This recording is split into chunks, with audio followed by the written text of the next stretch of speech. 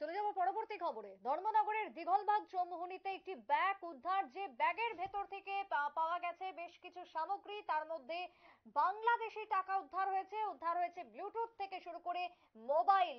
ঘটনায় রীতিমতো চাঞ্চল্য।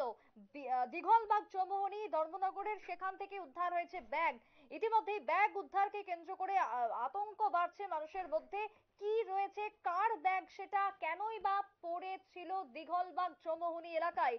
ইতিমধ্যেই কোনো মালিকানা না পাওয়ার দরুন পরবর্তীতে আরো চাঞ্চল্য তৈরি হয় ধর্মনগরের দিঘলবাগ চৌমুহনী। সেখানে স্বপন নাথ নামের এক ব্যক্তি ব্যাগ পান বলে খবর। পরবর্তীতে থানার হাতে তুলে দেওয়া হয়, দুঃখিত, ধর্মগ্রন্থ থানার হাতে তুলে দেওয়া হয় ব্যাগটিকে। কি বক্তব্য উঠে এসেছে এক্ষেত্রে ধর্মনগর থেকে, শুনুন।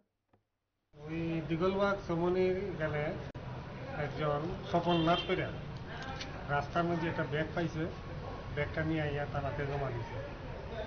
এটার মধ্যে একটা মোবাইল আছে, একটা ব্লুটুথ আছে, বাংলাদেশে কিছু টাকা এবং ইউরো টাকা। ব্যাগটা জমা দিয়েছে। এখন পর্যন্ত কেউ আসেনি? না, এখন পর্যন্ত এটা মালিক বাইরেছে না, বা কেউ কোনো খবর করছে না। পুলিশের বক্তব্য আপনারা শুনলেন। ধর্মনগরের দিঘলবাগ চৌমুহনীতে স্বপন নাথ তিনি একটি ব্যাগ পান এবং তারপরে তিনি থানাতে ব্যাগটিকে দিয়ে আসেন। কার ব্যাগ এখনো পর্যন্ত জানা যায়নি, কিন্তু ব্যাগের মধ্য থেকে একটি ব্লুটুথ উদ্ধার হয়েছে, মোবাইল উদ্ধার হয়েছে, তার সঙ্গে কিছু বাংলাদেশি টাকা এবং ইউরো পাওয়া গেছে বলে পুলিশের খবর। তবে এখনো অপেক্ষা রয়েছে যে ব্যাগের যদি কেউ মালিক হয়ে থাকেন তাহলে তিনি যাতে উপযুক্ত প্রমাণ সহকারে সেই ব্যাগটিকে ফিরিয়ে আনেন, সেই কথাই কিন্তু বলা হচ্ছে। তবে ব্যাগ উদ্ধারকে কেন্দ্র করে রীতিমতো চাঞ্চল্য ধর্মনগরের বুকে। একটা ছোট্ট বিরতির পর ফিরে আসবো, সঙ্গে থাকুন।